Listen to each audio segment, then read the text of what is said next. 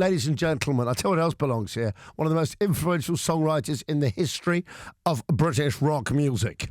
A man that once called interviews an occupational hazard. What? I can only apologise for what is about to happen next, ladies and gentlemen. Friend of the show, I hope, Noel Gallagher. Yeah! Thank you. Noel, welcome aboard. Lovely to have you on board again. Thank you very much. How you been? I've been all right. You got a new album out Friday. Tell us a bit about this new album. It was written predominantly in 2020 in the lockdown in isolation. Right. Does the lockdown infuse it in some way? Is there a bit of... Yeah, I didn't realise at the time, but when I was putting, I wrote a lot of material, but when I was putting it all together, the vibe and the lyrics sounded a bit reflective. Right. And I guess it was a reflective time for everyone because none of us had lived through a pandemic, didn't even know what one was, and now we'd got into it, and now we're going to get out of it.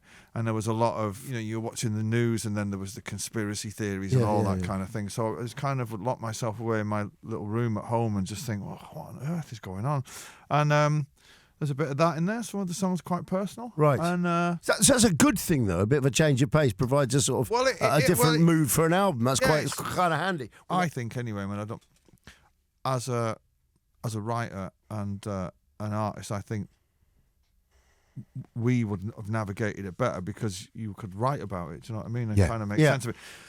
I did have to rewrite some of the lyrics because a lot of them were about going outside and all that kind of thing. So at the death was rewriting some of it, but it's got a kind of melancholic feel to it, I guess. Council Skies is quite an up tune, but it's difficult to talk about your own things and make their own mind up, I guess. Well, you got tunes like Trying to Find a World That's Been and Gone. Right. That. You couldn't have a more melancholic title, really. It's got a dual meaning. It could. It was written in that heavy lockdown and thinking, well, what? I mean, I remember, getting up for the 50th day in a row and just thinking, well, it's just, another day of sausages and red wine. Sounds great. That sounds really nice. What about the bad days? Well, when the sausages ran out. Hey, new album, Council Skies, out on the 2nd of June. Also, the start of a 26-date US tour, then a busy summer of gigs. Do you prefer just doing your shows or festivals? I think I prefer doing my own shows. Yes. But festivals are great because you kind of... I don't tend to headline them. So Glastonbury, for instance, is great. You go on before McCartney, so that was brilliant. So. But I don't really have much of a preference. If I could go on tour and just do theatres all over the world, that would be great. Yeah. In England, I do big arenas, which I'm still not really comfortable about. Why? But I think you need a singer for that kind of thing who's a bit larger than life. I'm a bit like, look, I've got these songs and that's it. I don't tend to do the audience participation thing. Whereas when you get theatres, you're a bit closer to the crowd. And when they start heckling, and asking, ridiculous questions, you can just go, what was that? What was that? Is there still that thing when you do a show and you're thinking, I'd like to give people the magic that I grew up with when I saw those amazing gigs where you could you weren't spending the whole night looking at the screens by the side because there were no screens. Yeah. The people seemed bigger back then. There's a balance to it. You've got to do as much for what your audience would like to hear, but you've also got to do stuff that you want to play. Yeah. So there is a balance, and that's an art in itself, is getting the balance of the tunes right. Yeah. And all that. The Oasis ones, I tend to sing most of the B-sides. Yeah. In America, that's you might as well be talking Chinese to them. Right. Going, hey man, what is this? Yeah. No, but you did. Hang on a second. But in England, it's great. So you've just got to balance it out right. So it's good.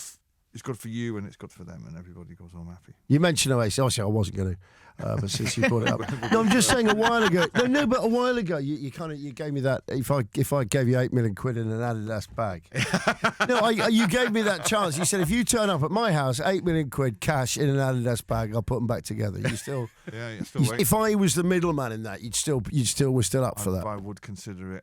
Okay. I would properly consider it. Okay, nice. Does the speculation still fascinate you that everyone seems to, always sort of get on that and it used to really annoy me when I started, and now I'm just like now it's just whatever, you know what I mean? Yeah. I'm fascinated that people keep asking the question and getting the same answer. But the thing that is ongoing and will never get old is, the music just keeps appealing to another generation of fans. It's extraordinary. I was up at the Etihad a few weeks ago against the Real Madrid game, and two young guys, only the same age as my kids, like 13, 14, kind of leapt out of this box and were like, oh my God, and we were freaking out. And the dad came out and he was like, God, they're massive fans. And I was like, God, they were one when I went solo. Okay, recently on Radio X, Bonehead picked Columbia as his favourite track. Oh, wow. If you could pick an Oasis tune right now, what would you pick? Oh, it's always going to be Supersonic. Always. Just for just for how it came about that night. Yeah. And it still sounds amazing to me when I hear it. Yeah. And I just remember the circumstances of, we were going to record Bring It On Down because Alan McGee wanted to be our first single and we couldn't get it right. And we had one night left in the studio and somebody just turned to me and said, well, just go and write another song. And I was like, oh, just like that. Did someone say that? Yeah. And I did. And I went into the back and I just wrote it. And by the end of the night, that was the mix that we came away with. And when we came down to London to see McGee and he said, so did you get it? We were like, no, we didn't. No, we didn't. But but with this instead. And we played him the cassette and he freaked out. Radio X.